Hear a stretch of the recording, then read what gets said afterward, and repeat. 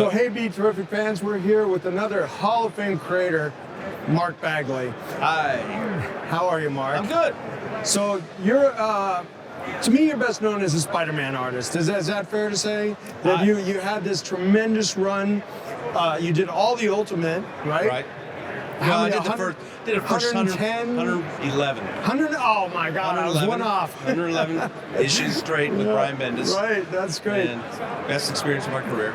Really, yeah. Oh, yeah. I've known and met Brian several times because one of the guys I represent, Alex Malev, is like his guy now. They Right. you know, they had that Daredevil run together. Yeah. And now that They make a cute couple. do they? Yeah. Okay. Well, he actually, Alex actually moved out to Portland to work near him. I know he lives in Brian's attic. Right? Yeah. And then now he's left Marvel to follow Brian to DC. So, what did you think about that? That was surprising, kind of shocking, right? It was kind of shocking. But, you know, Brian's had just an unbelievable run at Marvel. It's been almost 20 years. Right. And nobody has that, hardly anymore. And the fact that he's still in demand enough to have DC salivating for him is just amazing. And for him to take the opportunity and run with it like I know he's going to do, because Brian is amazing. I'm his biggest fan. Yeah. You might be his biggest fan. I'm like his medium-sized fan. And but yeah, I think Alex is maybe his biggest fan because they're a tandem that seems to work very well together at this point. Yeah. I mean, but I really love and respect the fact that you're still doing pencils and inks, like your rep might have let you know that how much I respect your pencils and inks a couple weeks ago. So you know, Alex actually was the first guy to really go over to digital work. I don't know if you remember that. I don't know if he was the first guy. He's in that generation where a lot of them are doing it. You know? He was a leader. Yeah, I'm not going to argue with that. I mean, because I know this very specifically because there was a point where I was making money with him selling his Daredevil art, and then he just stopped doing the art. So there was that moment right there where he, you know, made a lifestyle choice where he could do a book in, you know, half the time basically, as opposed to a pencil and ink guy. You know, that's great. My issue then, I've had this discussion with guys who work digitally, is when they're done, they're at the end of the process, they have a file. Right. Right? And who's to say 15 years from now you can find that file or open that file? You know, when I'm done, I have a piece of artwork that I can put on a wall, I can sell, which you know about. Yes, I do. Very well. Or I can give to my grandkids. And it's an intrinsic thing of value. Yes. And that's what I respect most about that. Right. It's a legacy thing. It's a thing. Well, I've actually convinced a couple guys who are in comics. Back. Well, not totally. They love the digital, but they'll do their splash pages and their covers. Yeah, that's what I talked to Alex into. Right, it's like, at least he gives me some covers. I have like those, not Invincible Iron Man, International Iron Man covers and stuff like that he did. Yeah. He did some covers like that. And I can actually get very good money because Alex, you know, is a classically trained painter in his art institute in Bulgaria. Right. You know, you had to get into that school because he grew up when it was still kind of Iron Curtain-y, you know? So anyway, enough about him. Let's talk about you, where you came into Amazing Spider-Man, and you got a script from Michael Michelini, David Michelini. David Michelini. Well, okay. That's easy for you to say. David. David M. And he had done this character in a black suit called Venom. Right. And he was following up in this Spider-Man script with this new character called Carnage. Right. Now tell us that story, because this is very pertinent to the Marvel Universe and the Marvel Cinematic Universe now. Well, it's just a natural progression of storyline. They wanted to advance Venom's impact into the Marvel Universe, so they figured, okay, well, we need a different kind of Venom. And they wanted to go something a little crazier, something a little bit more insane, because they were already kind of turning Venom into sort of an anti-hero rather than a full-out monster / villain, right? Right. Like some of the pages I got from you recently, he's like battling the Shocker. Yeah, now he's basically a good guy. Yeah, he's like fighting a classic Spider-Man villain. Yeah, and so I got the script, and it was we were first going to call him Chaos, but that name was already taken.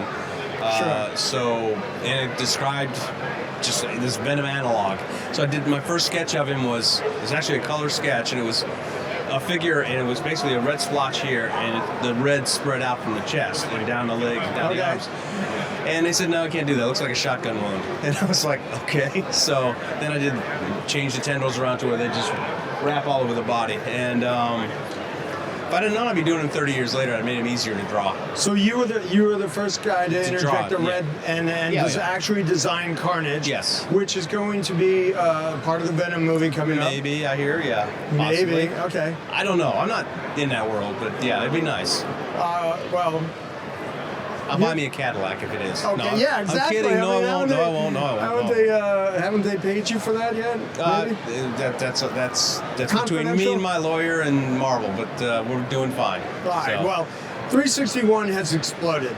And that was the first appearance of Carnage. 362, 363, it was a three-part storyline that involved Venom and is a landmark issue. I mean, that's my kids' favorite characters. Venom and Carnage and that whole symbiote thing. And the trailer, the newest trailer came out this week with a Tom Hardy movie. Right. And it's had a very strong reaction. Yes. Did you like it? I enjoyed it. I don't know how they're going to do Venom without having some sort of Spider-Man influence. It makes it a different character, but it's a different medium. So if they can make him interesting and make it true to maybe the core value of it, I mean, what people really want to see of it, I think it'll work just fine, you know?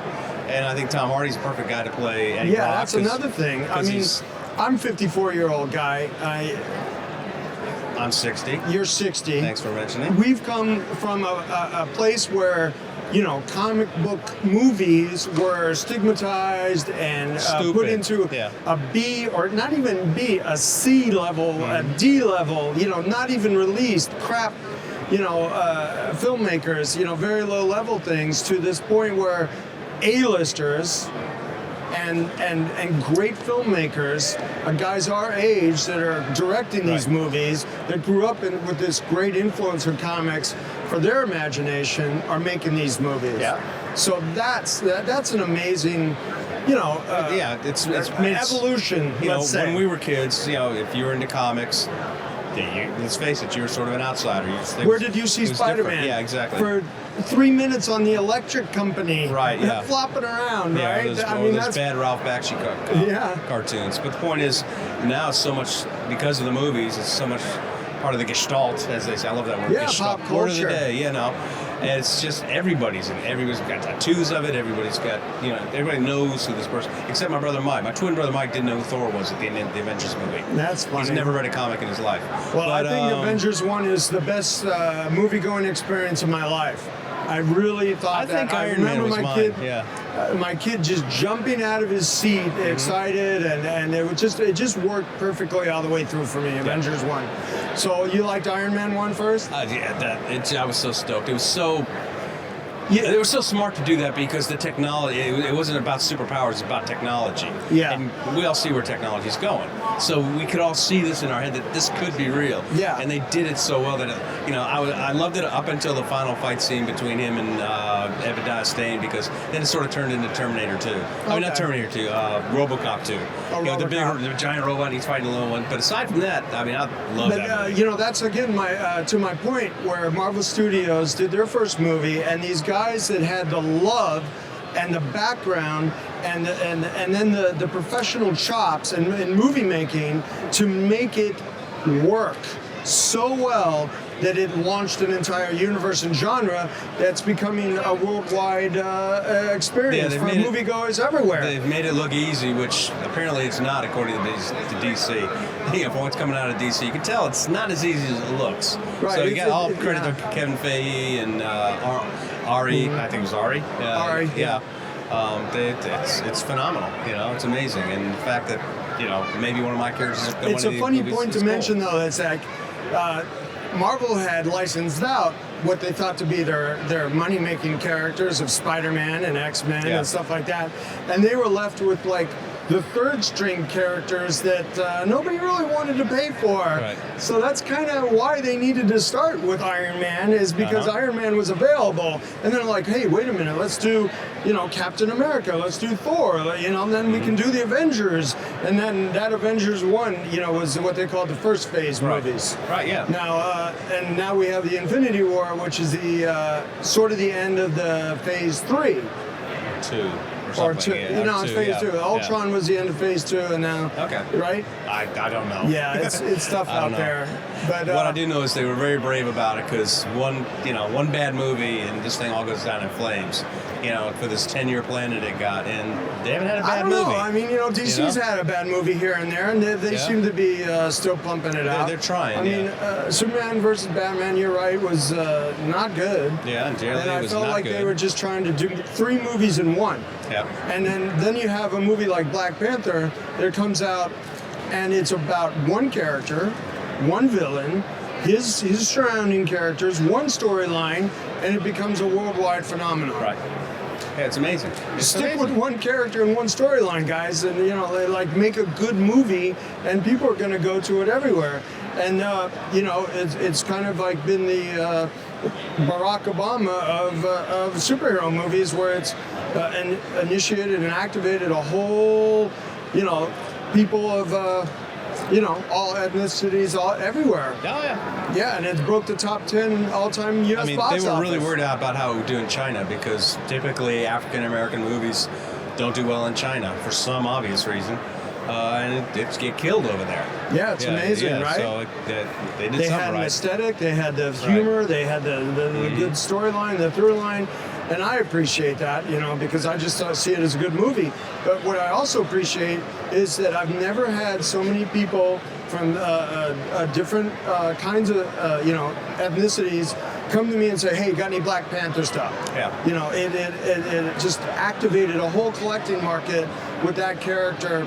And that's great. That's a positive effect on the business of comic books from the movies. Mm-hmm. Guys that didn't grow up with FF52, first appearance of Black Panther, and then the changes he went through, and then the early 70s where Marvel went to this sort of blaxploitation films are happening. Let's do magazines geared towards African American market. Mm-hmm. Like Black Panther and The Hero for Hire. He lived in Harlem and stuff like that. This is a mainstream movie that has broad-based appeal to everybody, and that's what's amazing about it.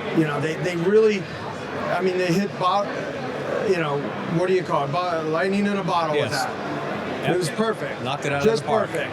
It appealed to everybody. Yep. Home run. More cliches. Yeah, we do that. Yeah? Yeah, home run. Right. Knocked it out of the park. So what are you working on now? I'm finishing up a Deadpool miniseries, 6-issue miniseries called Deadpool Assassin. Okay. And it's, I never knew how much fun it'd be drawing spraying blood and limbs flying everywhere. It was a blast. And when I finish that, I'm going on to a Venom miniseries. Okay, cool. Called First Toast. And I don't know if I'm allowed to say that or not, but it's going to be interesting. That's awesome. Okay. Well, I always appreciate you. You're a great articulate guest. Thank you so much for sharing with us right now. I appreciate it. And good luck in your future endeavors and the rest of your Hall of Fame career. I appreciate it, Mr. Bagley. Thank you very much.